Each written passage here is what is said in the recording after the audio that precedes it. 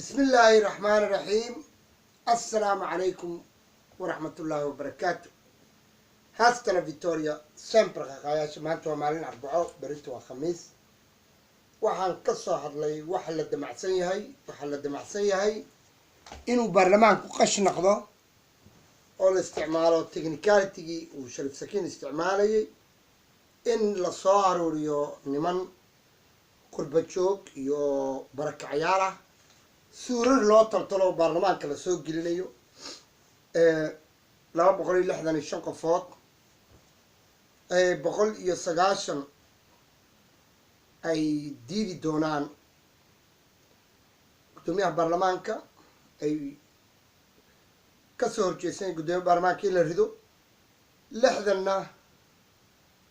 ay diidi doonaan gudoomiyaha baarlamaanka in la dilo 190na inay doonayaan in baarlamaanka la bedelo mooshinka si u maro 5na ay ka aamusayaan taa waxa weeyaan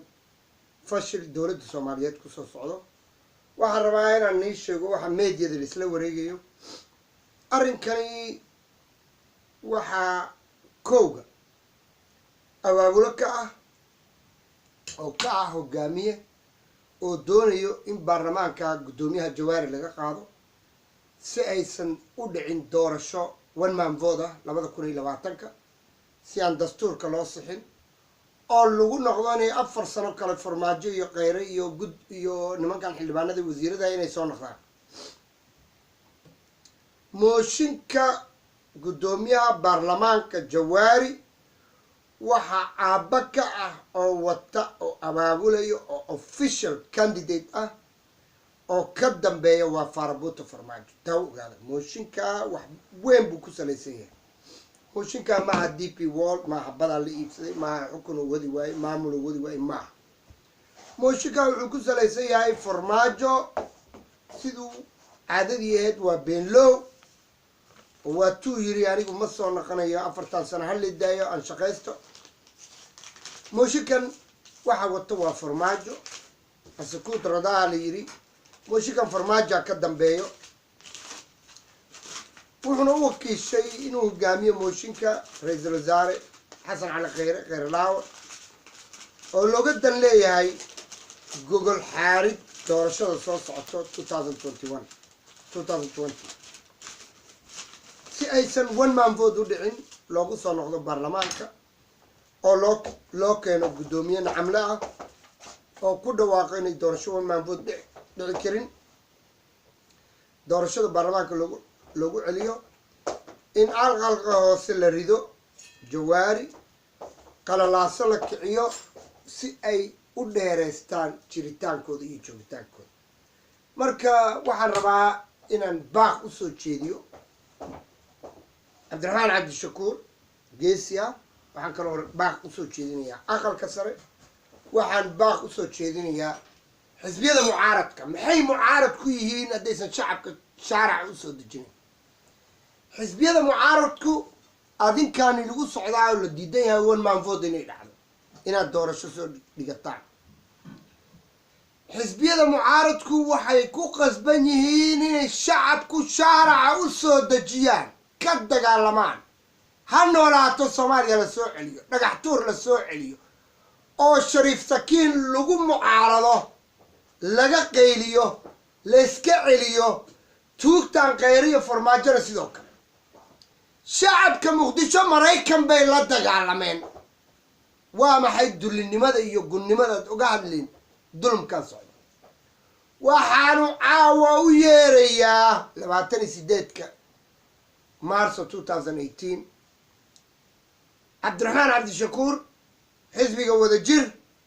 wadajir waa inuu shacabka u soo baxa waxaan u yeerayaa xisbiyada dhan waxaan u yeerayaa mucaaradka waa inay ka dhiidhijiyaan oo shaaraca u soo degaan ay diidaan maantoo 28 waxaa ku ekeed sharciyadii u lahaa mooshinka haddii mooshin la dhigayana waa inuu noqdaa sir waa inuu mucaaradka soo banaan mucaaradka waa inuu ismuujiyaa inuusan kursi doon ahayn u baarlamaanka badbaadiya siduu mucaaradka ku heli karaa doorasho asoo soo halgamay maanta waxaa loo baahan yahay towrad looga soo horjeedo buuta farmaajo maanta waxaa loo baahan yahay towrad dhagax tuur calyad ukun wax walba shacabka muqdisho soo dhanyihin in khayra la iska celiyaa loo baahan yahay maanta waxaa loo baahan yahay in baarlamaanka lala dagaalama ee xaqdarada wax ku soo celinaya waxaa lagu socdaa mooshinkani waxaa wato oo jeebka kala soo baxay oo reedkaa rabay inuu siiyo shacabka soomaaliyeed waa farmaajo farmaajo wuxuu doonayaa in jawaari la eriyo in dastuurka la sixin in dabashiisiin la suubin inuu soo noqdo one man vote dhicin baarlamaanka doorasho kale ka dhacday taa ma ogolin waxaa la hadlayaa xisbiyada mucaaradka waxaa la hadlayaa shacabka soomaaliya qurbajoogii meelba waa in la mudaahiraadaa la muujiyaa shacbiyadda iyo qarannimada dalka waa in la diidaa musuq maasuqa iyo waxaani socdo baarlamaanka ka socda ee sabtiga la doonayo in jawaari lagu rido niman qurbajooga iyo niman barakacyaala in suurar loo soo geliyo la yidhaaho gacantaag wey gacantaag ma doonan waxa mooshinka wato waa farmaajo khayre wuxuu yahay male charlentano un bambino mooshinka waxaa wato khayre waxaa wato farmaajo oo isticmaalayo inta xildhibaane mooshinka watuu leeyahay uu cabsiinaya uu leeyahay wasaaradaha ka tegaysiin baarlamaankaani laga eriyaya